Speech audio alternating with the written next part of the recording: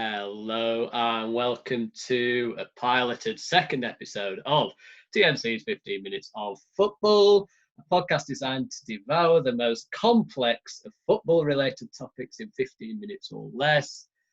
I'm your host, Johnny Bentley. Once again, I'm joined by James, TNC's veteran podcaster. Hi. James.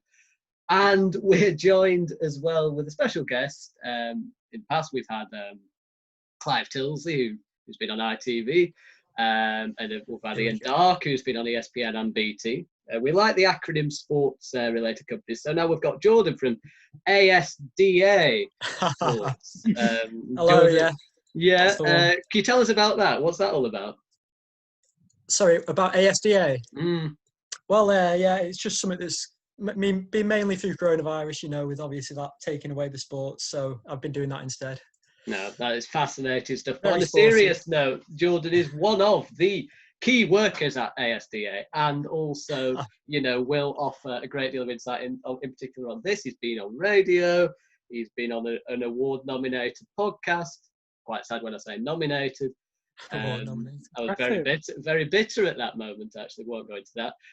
But we will go into 4 topics, 15 minutes or less. First of which, with the Champions League on the horizon, it makes sense to look into the Champions League. And maybe from a non-British perspective, we hear a lot about what Manchester City might do and what Manchester City, what we expect from them. But we hear maybe less about what happens overseas and overfield. So we're going to have a 15-minute discussion into that, and we'll start that around now. So what do you guys, best, easy way to start is who do you think might win if Manchester City don't? Who's your favourites in that regard? Because every other team is foreign. For me, I would probably point towards Bayern. I think they have the strongest foundation and a very strong side. They're obviously all but through against Chelsea. I know James might not like that one, but yeah. No, they're probably point towards Bayern. Yeah, James? I can't disagree with that. Bayern look very strong. Lewandowski is having an incredible season, scoring a lot of goals. They're just a well-run club. They're a very good team, and they're a threat, definitely. I think if Man City don't win it, I think, crikey. If Real Madrid knock out Manchester City, they could win it. They have if you look at their team, it's very, very strong all the way through. Yeah, absolutely. And Zidane has won it 3 times. A lot of those players have won it 3 times, actually. So they know how to win it. Yeah. And so... Just off the back of winning La Liga as well. Yeah, exactly. They've got momentum as well, confidence.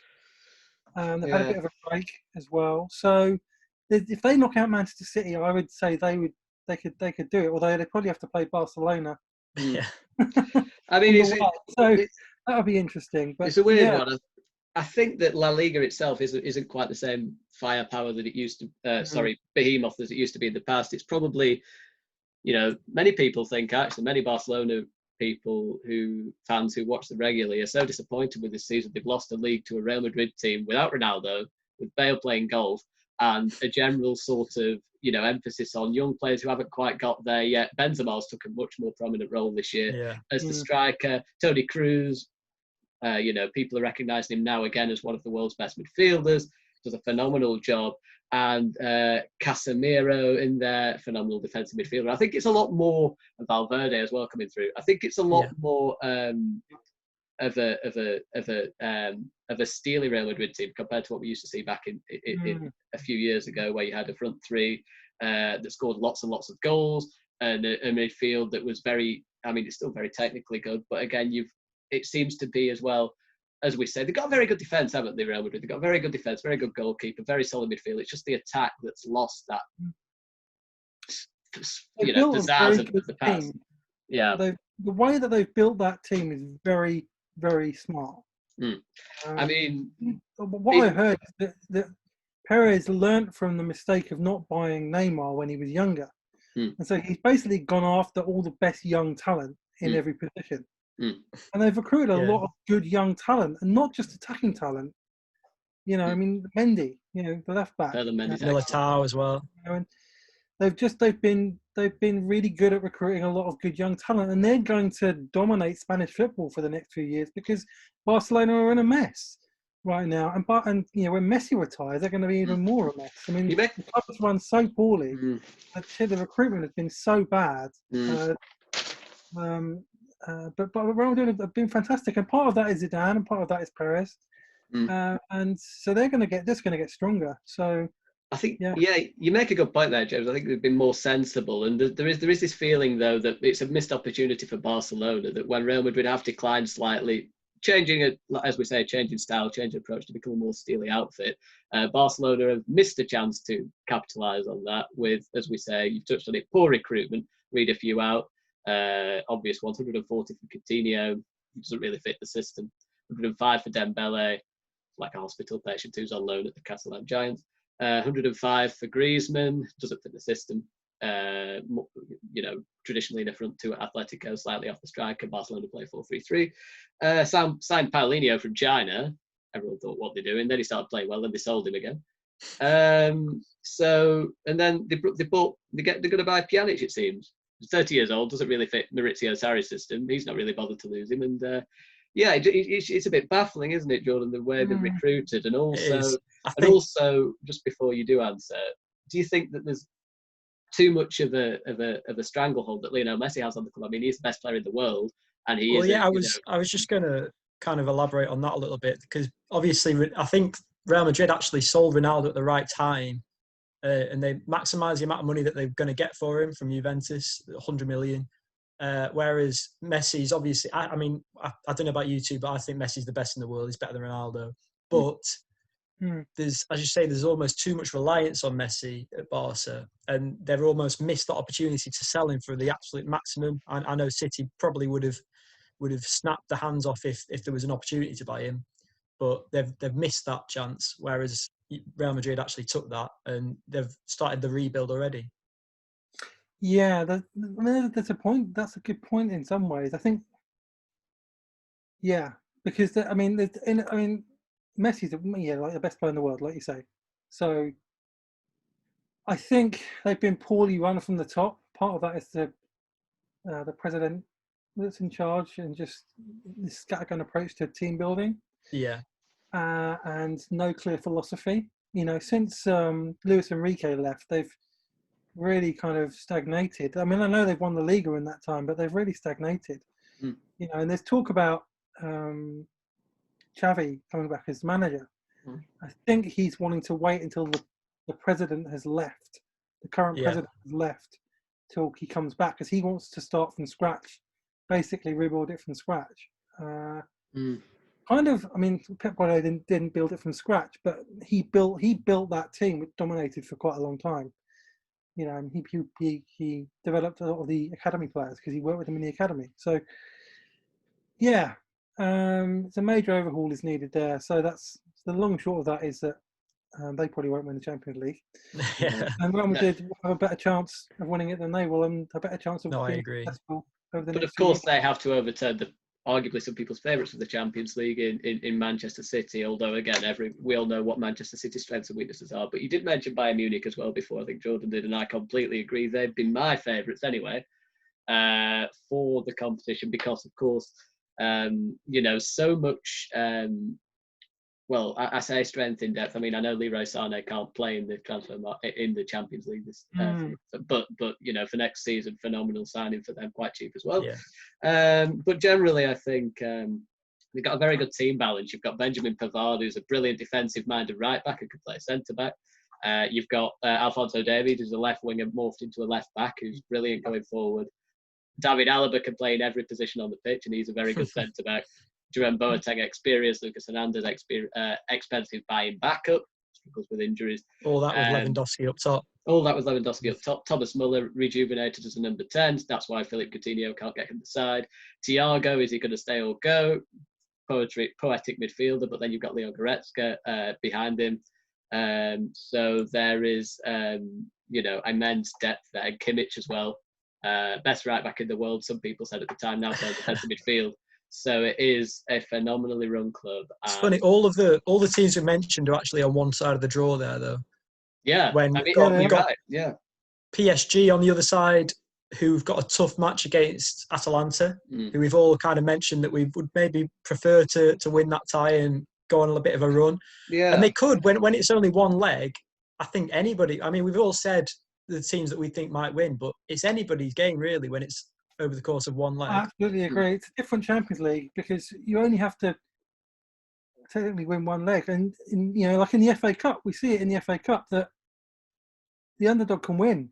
Yeah. If the underdog has had a good day and the favourite has an off day, anything can happen. So, and I wouldn't bet against that. I wouldn't bet against Atalanta right now because they're playing so well. They're playing great football. They're in form. They're confident. They're, it's incredible what they've done this season. And they've potentially got their toughest game in PSG before the final because the other two on that side are Leipzig without Werner. Obviously, Atletico would be a very tough game, but I think PSG would be the toughest of those. But that's a PSG without Mbappe, a PSG without Di Maria. So that they do have a genuine chance. They're missing Ilicic as well, apparently, through injury. But they do have a shot. And a fluid three at the back as well. I mean, we talk about in England, it's not quite as popular, but with Wolves, you see how effective it can be. I know Leeds manager Marcelo Bielsa coming up. Says he'll never play three at the back for a variety of reasons. Really good video. Did send you that. I don't know if you've watched it, but also a very interesting, system that can work in a lot of ways. As I say, Bielsa not a big fan, and he makes a very good case for not being a fan. But certainly, it makes you defensively more assured. It can also make you better going forward because, as people have said, you've not got a back four. You've got a back three, so you've got an extra man going forward. But also when you're defending, you can be back five. So it can be really hard to break down a back five with two deeper midfield sixes. And with Atalanta, they've got a sort of free number 10 who can link between the two strikers, and he sort of operates just behind those. Alejandro Gomez, 7 goals, 16 assists, really good numbers there. And as we say, Ilicic, the striker, 15 goals, 5 assists, unfortunately injured. But then you've got Zapata with 13 goals and 5 assists, and other players. I mean, the left wing back, Gosens, has 9 goals and 8 assists. I mean, that shows it almost Marcus Alonso figures there, James. Yeah, I mean, Gosens has been linked with Chelsea as well, funnily enough. But he's had a phenomenal season. Phenomenal. And they're spreading the goals across the team, aren't they? I actually remember when Atalanta played in the Europa League against Everton at Goodison, they beat us 5-1, and I think the centre back got 2 goals. So they really do spread the goals around the team.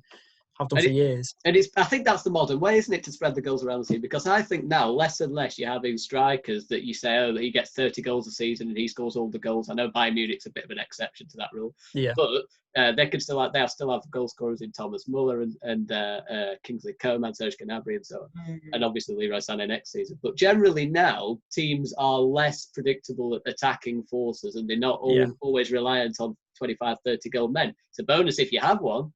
Liverpool definitely more efficient, isn't it? Yeah, Liverpool don't have a out-and-out goal scorer, do they? Roberto Firmino, but he probably gets into double figures, and he's got 2 wide players that can score the goals as well. So, the striker does seem to be. I mean, that's a 15-minute conversation in itself, and we have 2 minutes left on this one. So I think we've covered quite a few teams there. Also, just a quick word on Maurizio Sarri and won the league in Serie A. Little bit. There's a few concerns with maybe his style of play not quite passing over as fans would have liked, but they have won the league. They also had a Max Allegri team that was very much the opposite of Maurizio Sarri team, so a lot of players who were stuck in his kind of ways. So, you can't really ask much more than winning the league, but Champions League's probably a bit of a long shot, isn't it? At this moment? They're also 1-0 down after the first leg. Obviously, there's a few that are a 2-leg tie, basically, and he's not got the benefit of the home tie either, which it doesn't look too great for them. But I mean, when they've got Ronaldo, they can overturn that. You can never bet against them. One word answer for both of you: wins the Champions League? City. Okay, I would have said City, but as somebody else said it, I'll say Real Madrid. Ironically, they both play each other. So if we're not, wins the Champions League. BT really should hire us as promoters of the game, because that will be on next week. A very, very exciting game, no doubt. I think it will be, as I say, a tremendous game. So, topic number 2. I'll let you boys ask the question. In fairness, so obviously Europa League's also coming on next as well next month. Well, it might be this month by the time it goes out, August. So, Manchester United, probably one of the biggest teams left in it. Very fascinating transfer window awaits them. Guys, fire away. What have you got for me? Well, the only thing about Manchester United, I mean, you could talk about anything with Manchester United. They've been in the news this week mainly for transfers, because there's been stories of them being in talks with Jadon Sancho, and there's talks about Jack Grealish. I think Torres, the centre back, as well. So they're clearly going to be active this summer in the transfer market. They're one of the few clubs that can spend big money. So I'm interested to know, what do you think are the areas that United need to strengthen, and actually who do you think they're going to sign or should sign? Well, it's a fair question. I think, obviously, I think Sancho's the big sort of target, and it seems more of an inevitability than a possibility whether they're going to sign him. I think the strategy with United, since Solskjaer's had his first second transfer window after the January when he came in, is almost they have targets in mind, and they are sensible targets that fit a particular remit. So Harry Maguire, not quite over the hill. He was also Premier League proven and had lots of years left in him. Not quite young, as young as some of the others, but certainly had his best years ahead of him. He came in and was made captain. Yes, they overpaid. Did he improve the team? Yes. So, that's all that really matters. That's all that really matters. Aaron Wan-Bissaka comes in, young, British, also, proven in the Premier League, hungry, wants to play for Man United, not going to have a big ego about him. There's a lot of players in the past that came in with an ego, that came in with sort of Alexis Sanchez, for example, massive wages, big ego, not necessarily the right attitude. The players they've been targeting now are younger, hungrier, not at the full potential, want to play at the club, want to develop under Ole Gunnar Solskjaer, want to develop at Man United. So Jadon Sancho, I think, is going to happen. I think there was some reports today that suggested initial £60 million bid with add-ons in instalments over the coming years, which would be similar to what Arsenal did with Nicola Pepe, a £72 million move, which I think was split over 4 or 5 seasons. So instalments were paid over 4 or 5 seasons. And that would be a clever way to deal with a transfer in this current situation of COVID, given that the effect that the coronavirus has had on the world and the impending recession that we're all currently going to be involved in for a little while. Money's more scarce, so again, it makes sense to operate like this a little bit. But just touching on that, it also means that obviously teams can't play fantasy football, but I do not see United signing Jack Grealish and Jadon Sancho this summer, because Villa quoted as wanting £80 million. This is a player, if Jack Grealish signed for Man United right now, and they sign Sancho as well, I don't think he gets in the starting 11. So it's a lot of money to pay for someone. I think he'll go next summer, to be honest, Grealish. I think, the fact that he's a Villa fan, they've stayed up, they're probably going to get a few players in themselves. Why not stay for another year at your boyhood club? Get a striker who can get 10 to 15 goals. 15 probably. Villa's quite an open team. And I'm sure you'll see even more of Jack Grealish's creative talents. So I think he'll probably stay. You're right, James. Sorry, just to summarise, I'll bring you in a second. Yeah, don't worry. Bring Sancho in. Obviously, they linked with the centre back. They linked Gabriel, actually, who Everton were linked with. Yeah. I think after Sancho, anyone who they come in, they're going to try and get under a certain. Because I think Sancho's going to come with an inflated price. Even if it's 100 million over 3 or 4 seasons or whatever, it's going to be an inflated price, a lot of money. They can't just throw 8, they can't just go to Koulibaly next and say, we're going to spend 60. There's got to be a bit of realism. So I think they will go for a potential bargain in defence. I think Gabriel is a good option for that. I personally would have liked to have seen what they did with Twanzebe, but he's injured. for the whole Europa League group stage. And, you know, he's quite an exciting young player, but he can't seem to get involved for an opportunity. So it's a risk to then imagine, oh yeah, he's going to be fine when he comes back. He's going to be amazing. It's a risk to do that when then you'd only be left with Maguire, Lindelof, and an injury hit Eric Bailly, you know, who has previous with injury. So it does make sense to get a centre back on the cheap and Sancho probably. Jordan. Yeah, well, no, I was actually about Grealish. I was going to say I agree that he should stay an extra year, particularly with the Euros being next year. I think if he moved to United, there'd be a chance where he might not actually make the team, especially the starting 11. Whereas his best chance at making the starting 11 at least is staying at Villa, getting that game time, and showing Southgate what he can add to the team. Particularly in various different positions. Now, I don't know exactly what Southgate's going to do in terms of formations, where he'd fit in. But yeah, I think that would be his best option, would be to stay another year. Well, I mean, or go to a club where he'll get the game time at least. No, I agree with you, and I think Arsenal will probably be a club who might get game time out, but I don't think they'd sanction the money. I mean, with relation to the Europa League thing as well, I'll throw you two in on this, I suppose, even though it's my kind of spotlight 15. I think that Europa League, United sealed fourth already, so it's a bit of it's not quite the same prestigiousness as the Champions League. I'd really like to see some of the squad players given more minutes than they were given in after the restart. So, for example, Fred was widely considered to be one of the most improved players for United this season. Done really well, massively, as we say, improved since from the previous season. And Scott McTominay looking a bit like he reminds me a lot of Jordan Henderson. I think in many ways. I think he plays with a lot of heart, passion, has some decent technical ability, and he was also played to a decent level this season, but as soon as Pogba and Fernandes were both fit, they barely got a minute. So I'd like to see those two involved, and I'd also like to see, Andreas Pereira as well. I mean, I know he's not necessarily had he's not necessarily set the world on fire in certain respects, but again, he's Europa League. I know they're 5-0 up on the first leg, so the second leg, there's no excuse not to play a team that haven't really had many minutes.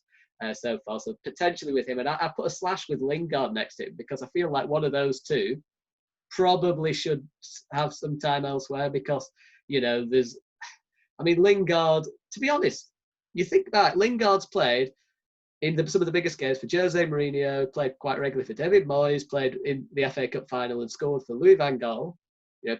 Scored in the final for Louis van Gaal of the FA Cup, and then for Jose Mourinho, as we say, he played in quite a lot of the big games. To begin with Solskjaer, he played in quite a lot of the games and did well. I mean, it's not like he's a terrible player, far from it. Had a pretty good World Cup as well. He had a pretty good World Cup, regular feature in Gareth Southgate's team. But I mean, there is the option that for them to get quite a bit of money on Jesse Lingard if he's panned out, and Pereira as well. I think probably has less of a potential valuation. I don't think he'd go for as much as Lingard would.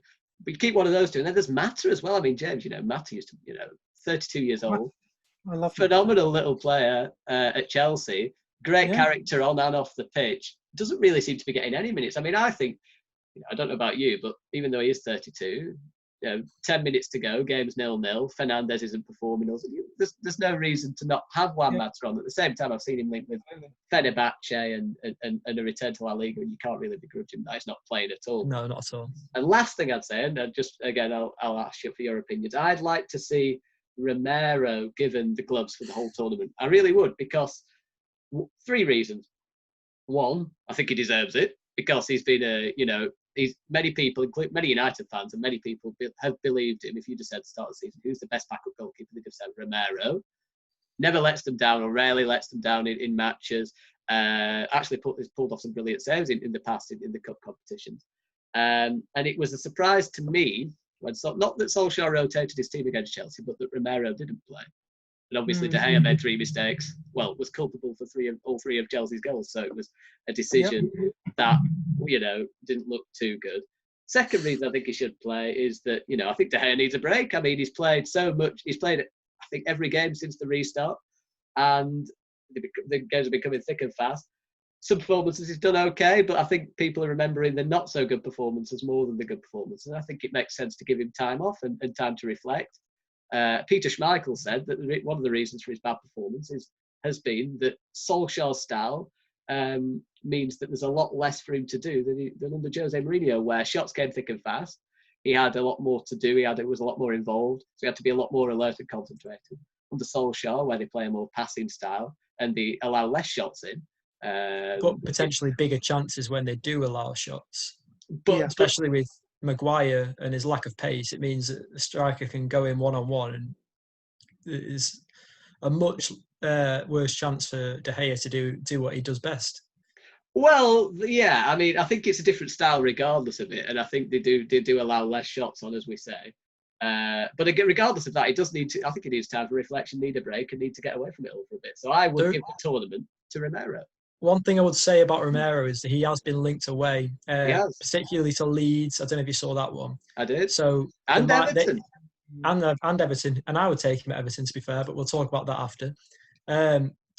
But yeah, so there might be, with the transfer rooms hanging over his head, he might be distracted. He might be in talks with them right now as we speak. But all I would say is that those rumours came off the back of him saying, this is the first time I've heard Sergio Romero come out and say, actually, it's quite hard being a number 2 and being the backup. But usually everyone was saying, oh, he's quite a happy number 2. And he said, actually, I do want to be playing. I do want to. And suddenly the rumours spark up. So maybe giving him that chance.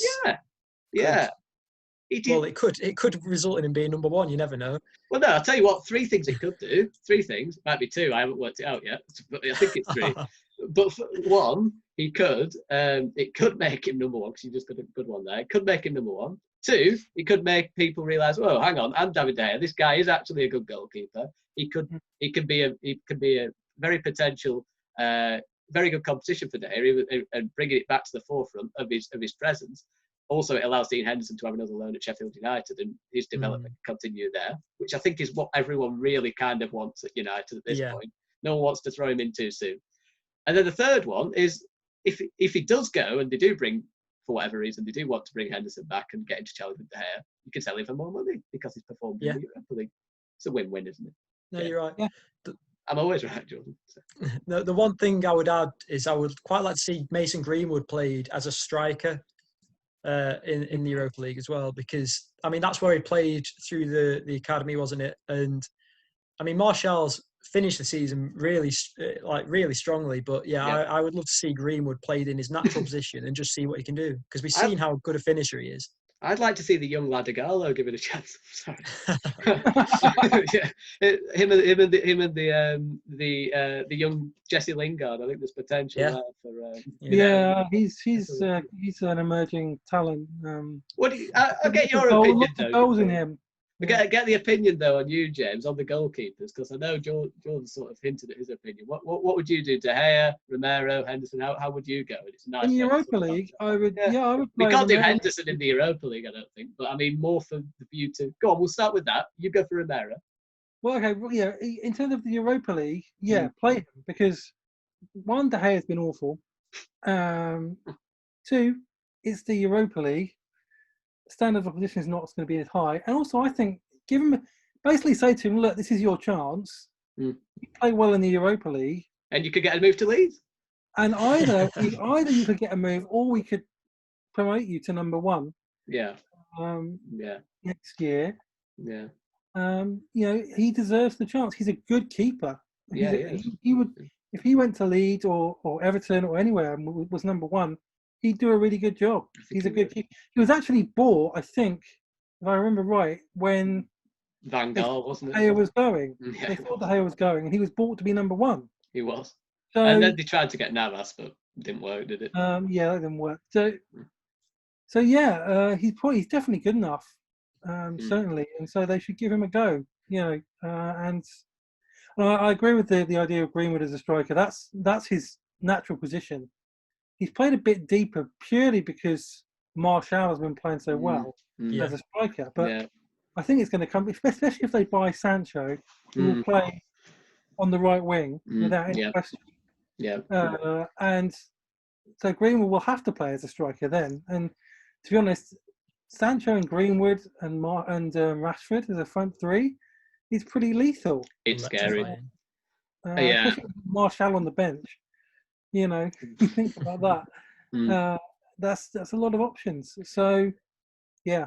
Exciting times, maybe, but I don't think it's fancy football. So I think they'll get Sancho roughly, then maybe one centre back. I can't see them going crazy after that. Quick word on both of you before we finish on this topic on Man United / Europa League. Who do you fancy for the Europa League? One word answer, please.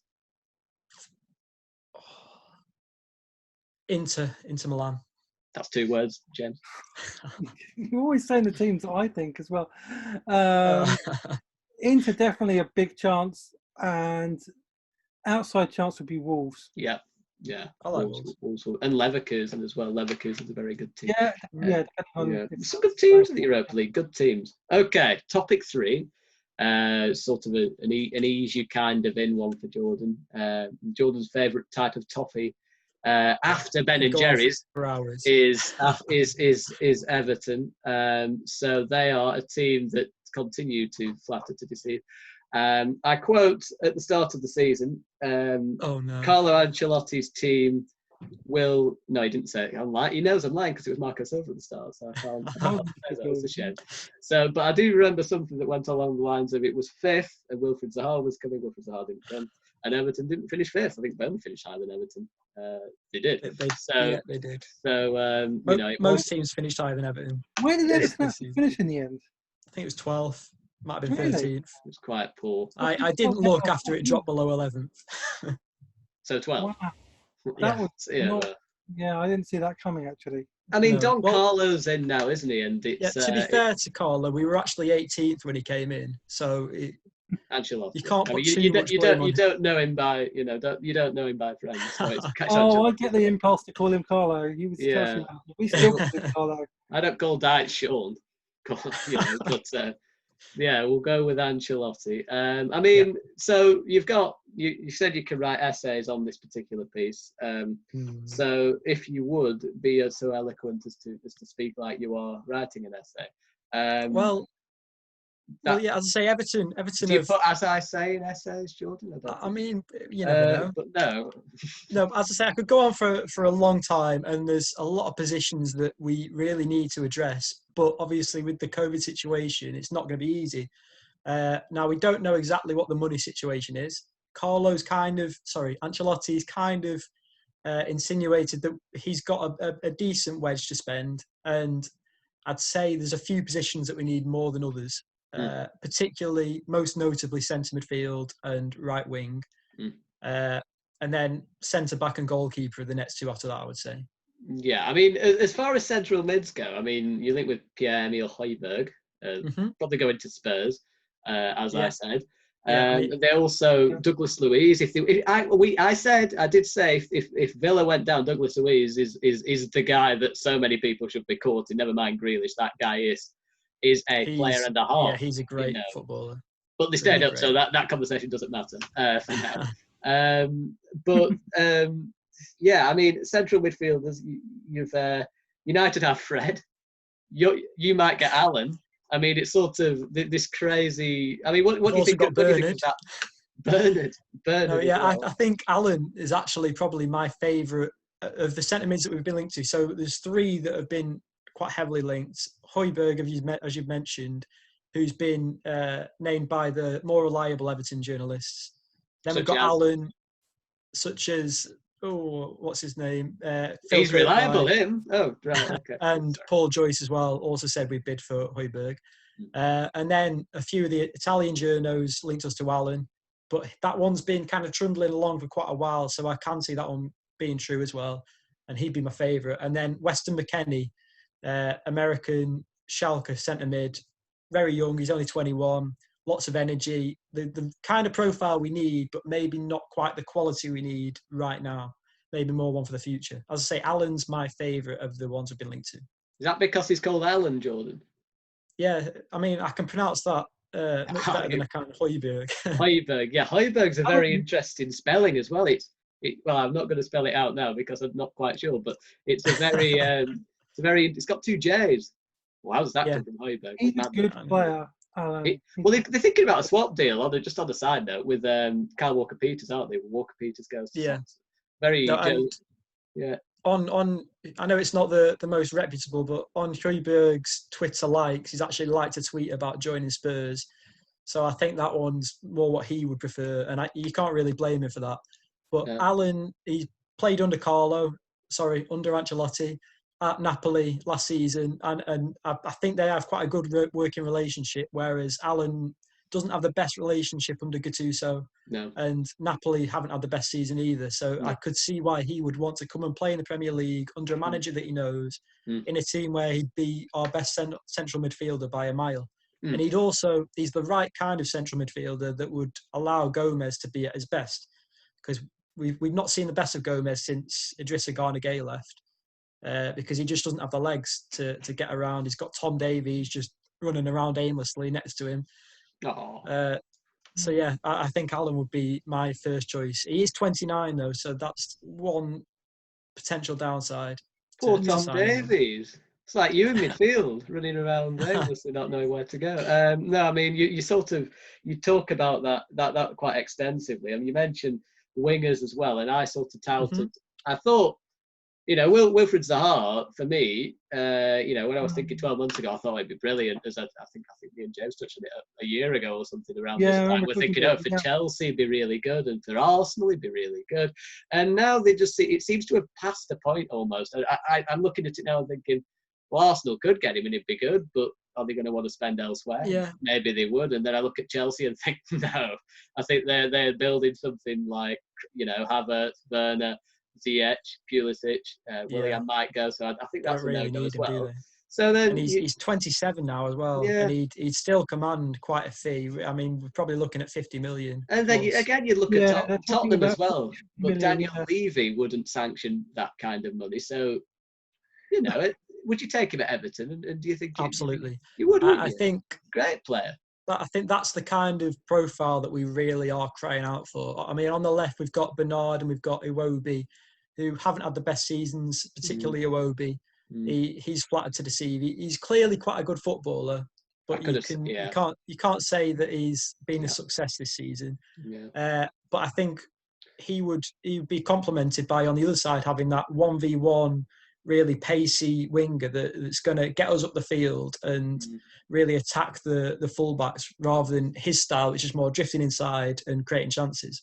Yeah. So I think Zaha would be a great option for that. Now, one thing I would say is that he's been at his best on the left rather than the right.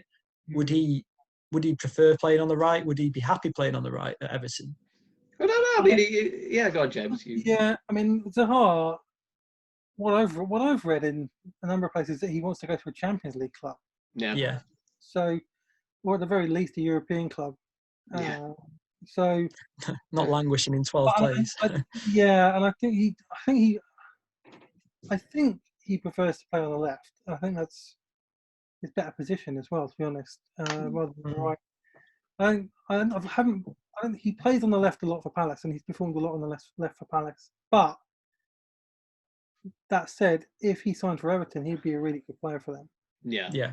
I mean, he'd make a huge impact.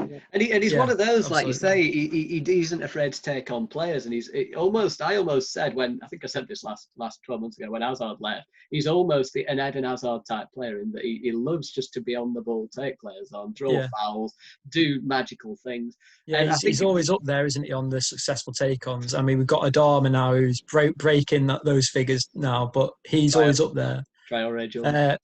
And then one other player that we've been linked to this week is a former Chelsea player, Jeremy Boga, who plays for Sassuolo. Yeah, I can talk to you about him. He's a very, very good player. Yeah. Well, I saw a stat, actually. The reason I mention him now is that he has the most take-ons completed in Serie A this season. Yeah. So he would probably... I mean, I've not actually seen much of him play, but he's the right kind of profile. One issue, again, is that he's mainly played off the left for Sassuolo, at least. But James, if you want to elaborate on him. Yeah, there's a lot of Chelsea fans who wanted Boga back this summer. Boga back. That'd be a good hashtag, wouldn't it? One of the most talented players in the academy. Unfortunately, he came through at a time when we weren't given chances to academy players. So there's a lot of Chelsea fans who kind of regret that we let him go. And whoever gets him is going to get a very good player. Yeah, really. he's also actually been linked. Yeah, he's been linked to Dortmund as a replacement for Sancho, which might say quite a lot about the kind of player that he is. He would thrive there. If he went to Dortmund, he would probably do really well and then get a move to a big club because that's how good he is. Yeah.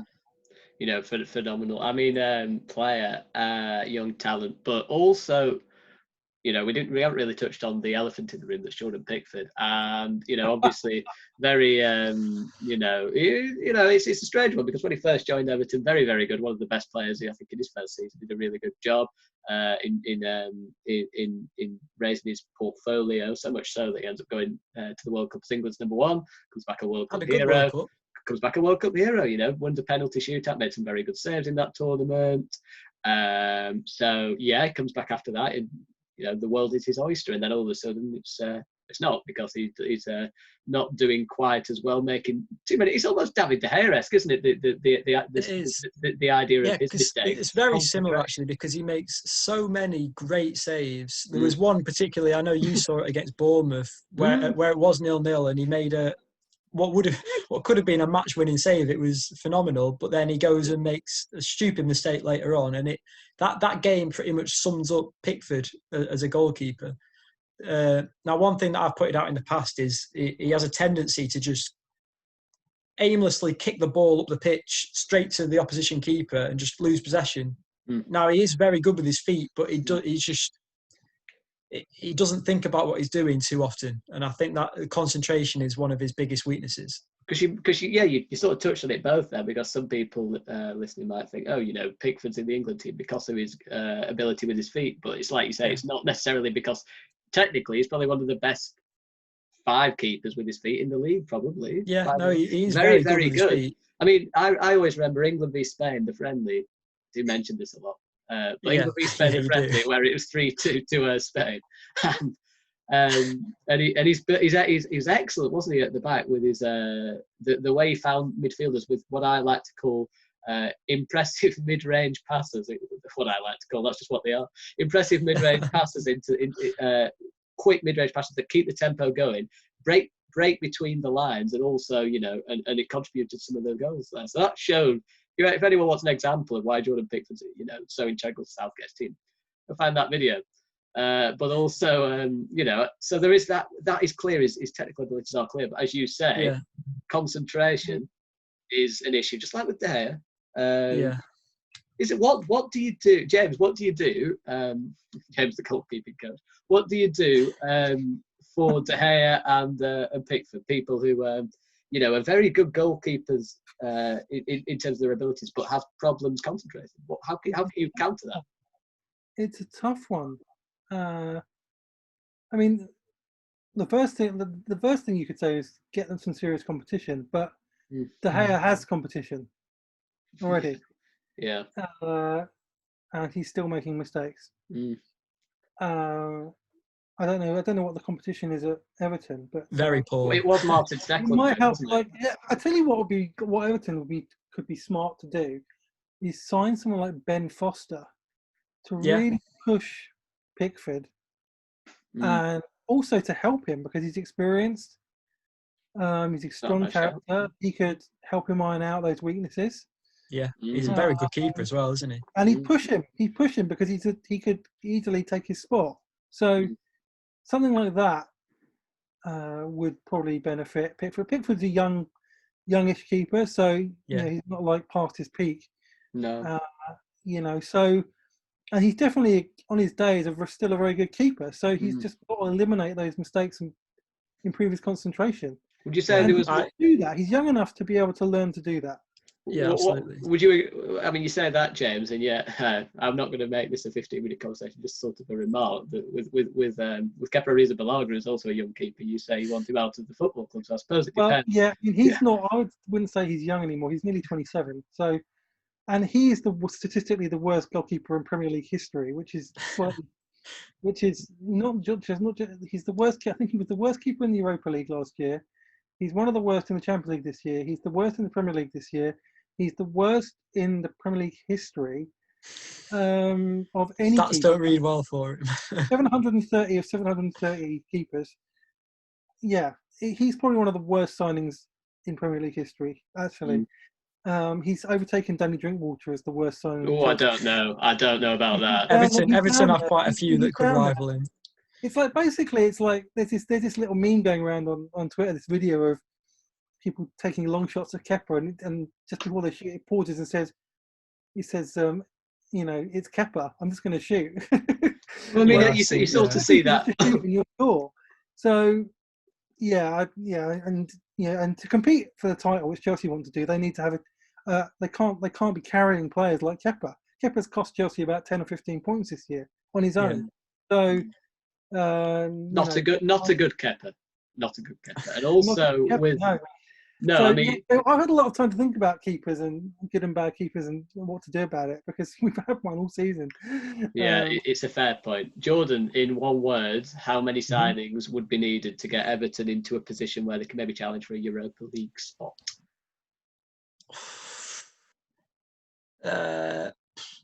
I think we'll only make 3 or 4 signings. However, to push forward to the top 6, I think we'd be looking at 7 signings probably. 7 signings. Fair enough. That was a long one-word answer, by the way. So final sort of 15. It's very well detailed analysis, actually. So very well done. So shouldn't be too mean. But final segment really is more of a sort of look at transfers, and also a little look at this article found in the Times. Jordan, I know you like the Daily Tory graph, but the Times is also another reputable newspaper, and also has in the back a very interesting article. So I'll throw this one to you, James. As I said before, Tony Cascarino said, with regards to centre-backs, that the position has changed massively. You have to be fast and technically gifted now, citing that John Terry, Steve Bold and Tony Adams would have struggled and potentially been embarrassed in the modern-day game. In the time. So, I mean, James, what do you think about that? And also, do you think Tony Cascarino states that pace and technical ability is now as important for a centre-back as the ability to defend? It is. No, football has changed. Football is always changing. Yeah. It's always evolving and developing, and that's why it's difficult to compare players of different eras, because you can only be as good as your era and fit what your era. So it's difficult. But yeah, I mean, what centre backs now for a top team, and even for a mid-table team, really, they need to be quick. They need to be good on the ball. I'm not saying not everyone has to be a playmaker from the back, but you need to be good on the ball. You need to be able to pass the ball.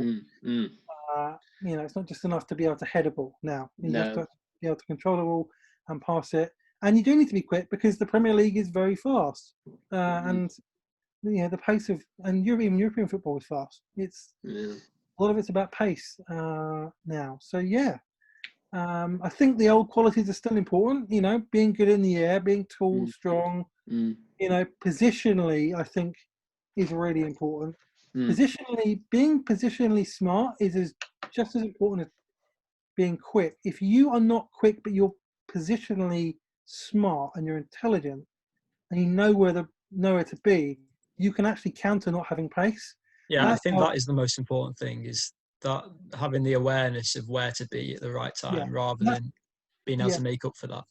And that's something that's what a lot of Chelsea fans say about John Terry, is that he wasn't quick, but positionally he was very, very good and very smart and always knew where to be. So I think he would have adapted because he's smart enough. But in one sense, he's right. You need to be able to deal with pace. You need to be able to pass the ball, as well as be able to defend. I mean, it's important to be able to defend as a defender. Obviously. If you go too much the other way, then you have a David Luiz type situation. Who's who's a fantastic footballer, great pass for the ball, really good on the ball, and has good days where he's brilliant as a defender, but isn't consistent as a defender. He's always got a mistake in him. And you need to have both. I mean, that's why Van Dijk is so good, because he's got both. He's great on the ball, he's a good passer, and he's superb defensively. And also, I spoke on the pod about this, spoke to you about this, Jordan, spoke to others about the lack of the dearth of top end centre backs, and you know, people you know, tweet or say, you know, just randomly, oh, Harry Maguire's not very good, they overpaid, he's a terrible centre back, can't believe United don't get better. And then you say, name 5 better centre backs in the league, the Premier League, than Harry Maguire. They'll go Van Dijk, Laporte, and they'll go Gomez, Jerry Mina, Tarkowski. Tarkowski is very good, but they would name. I'd probably say Van Dijk, Laporte, Joe Gomez, and then maybe Johnny Evans, based on, you know, he does seem to have a really good track record. Sure. But you can't easily name 5 better than Harry Maguire, and it just shows, doesn't it? I mean, Maguire is, you know, he's not the fastest, but he's quite good on the ball, and he's got quite good defensive instincts usually. So, you know, even though United paid £80 million, you can see there's been a massive contrast in how leaky they were last year to what they are this year. Even though it's not perfect, you know, Harry Maguire has helped sort of bridge the gap a little bit. And it's, as you alluded to before, he has been an improvement, which when United have all the money that they do, that's all they really need is an improvement. I think he needs the pace next to him, and that's probably the most important thing United need to sign is a pacey centre-back to play next to him that can cover if he gets beaten 1v1 in the halfway line. Well, yeah, I mean, one of those centre-backs that could have been bought maybe is Nathan Ake, except he's gone to the other team in Manchester, Manchester City. £40 million for someone who's probably going to be a backup to Aymeric Laporte if Manchester City go and get another centre-back. But still, you know, given what happened with Laporte this season and how badly they missed a left-footed centre-back, it's certainly City covering all areas, isn't it? And probably means the end of John Stones not Otamendi as well. Yes. Nathan Ake is a very clever signing from Pep Guardiola. He absolutely suit his style of football. He's really good on the ball. He's left-footed. He can play left back. He can play defensive midfield. Yeah. I'm sure that he'll play in a number of positions as well. That's the other attraction. He's kind of 2 or 3 players in one, which Pep loves. He was again, it's another Chelsea Academy player. Yeah, he is. You get a lot of success out of the academy players at Chelsea. Yeah, I actually saw that the top 13. There's a list of number of teams who've got a Chelsea Academy player in their squad. It's quite a lot of teams actually. Why would Chelsea not have wanted him, James? I don't think he's the profile of centre-back Chelsea are looking for. I think that word profile today, don't we? Chelsea are looking for a more commanding centre-back, someone who's good in the air, someone who's, you know, maybe a bit taller, someone who's a bit more physical, an organiser, kind of such as football, you know. So, and they like Ake. I think that a lot of people behind the scenes at Chelsea like Ake, but I don't think he was the profile of centre-back they wanted. So, I think in other circumstances, yes, maybe. I mean, if it was up to me, I would sell Christensen and Rudiger and bring in Ake and another centre back, because I think that would because Ake is the same kind of profile as Christensen, but he's better than Christensen. And left-footed. So yeah, I mean, I think Ake's and for that money as well, I mean, it's a no-brainer. It's a really good signing, and he will improve working under Pep Guardiola. Yeah, that is true. His prime. And Pep has a habit of improving players. So. Yeah, I mean, is you know, Chelsea, do you think just as this is kind of a free-for-all, potential transfers, done transfers, and talk on centre-backs, but could there be a point on maybe if Frank Lampard's thinking that if they get a more commanding, confident, generally better goalkeeper than Kepa, that will just make the centre-backs in front of them perform that 10-20% better than they have done this season? Well, I think you could make an argument that just signing a new goalkeeper, for example, Onana, would add 10, 12, 15 points on its own. Yeah. Like, no, that's how many points Kepa has cost Chelsea this year. Like, if you look at the number of games where 15 points, he's directly maybe not 15. No, yeah. All right, okay, 7 to 10 points. Yeah. Maybe. But they'd have a lot more points, you know. Yeah. It would improve the defence definitely, just to have a better goalkeeper. But I do think they need a centre back as well. They need a more. They need someone who's vocal, someone who's organised, someone who's commanding. I think they want Declan Rice to play that role.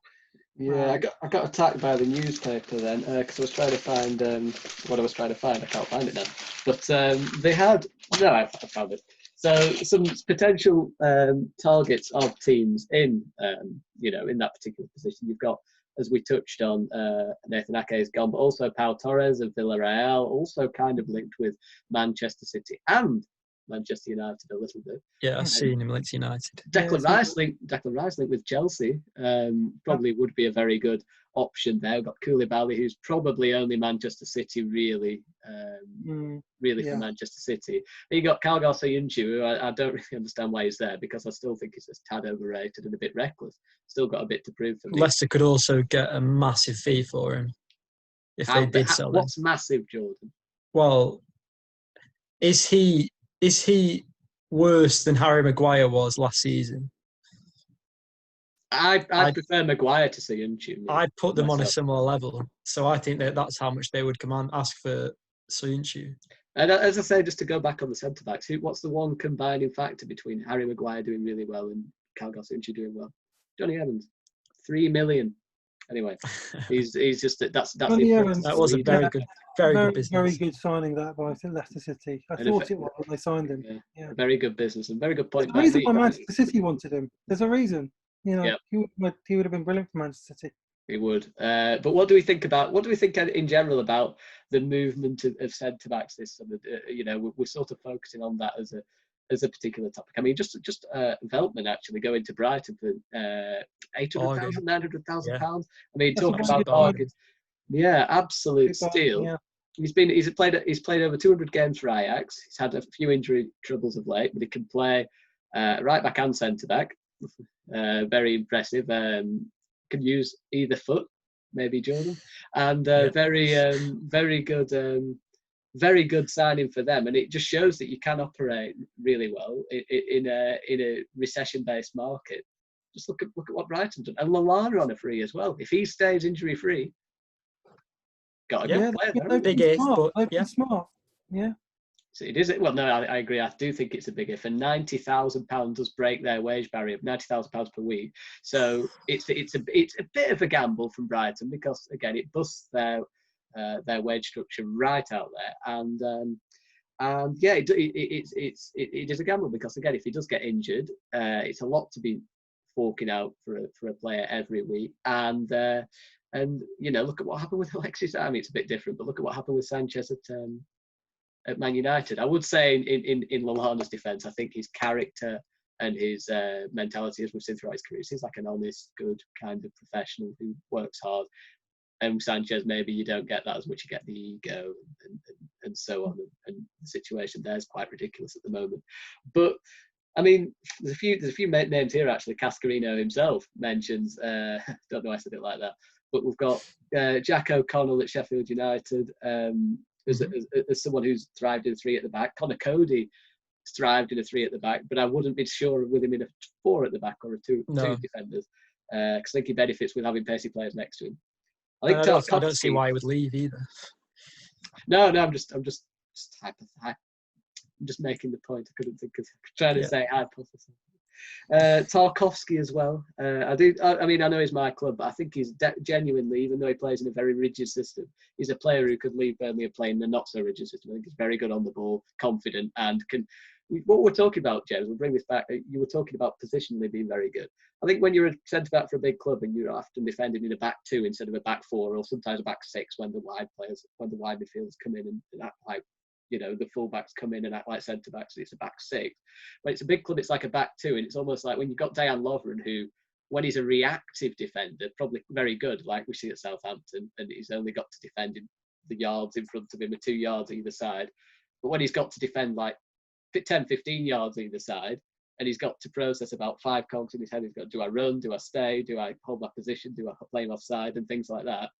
I feel like as a centre-back, like you say, that's so important, and at the big clubs, it can, that's really the big defining thing, isn't it? If you can adjust to getting all those cogs working in your head, instead of having almost being spoon-fed how to defend. At the big club, you've got to be, I'm an independent defender, I can do it my own way kind of thing. I think the best example has been Gerard Piqué over the last 15 you like seasons. Piqué, don't you, Jordan? I do like Piqué. Well, he's not really that fast, is he? And he's always played, in that pretty much a two-man defence, playing on the halfway line, and he's won everything there is to win. So he's a really good example of how you can do it even without pace. Did you say he was better than Van Dijk, Jordan? Piqué? He's had a better career than Van Dijk. Okay, so there's also some other. That was a good response. They've got some other players that we've got. Obviously, Jude Bellingham's gone to Borussia Dortmund. Naturally, the club felt it was right to tie up the shirt number. Not started, but that's a 15-minute discussion in itself.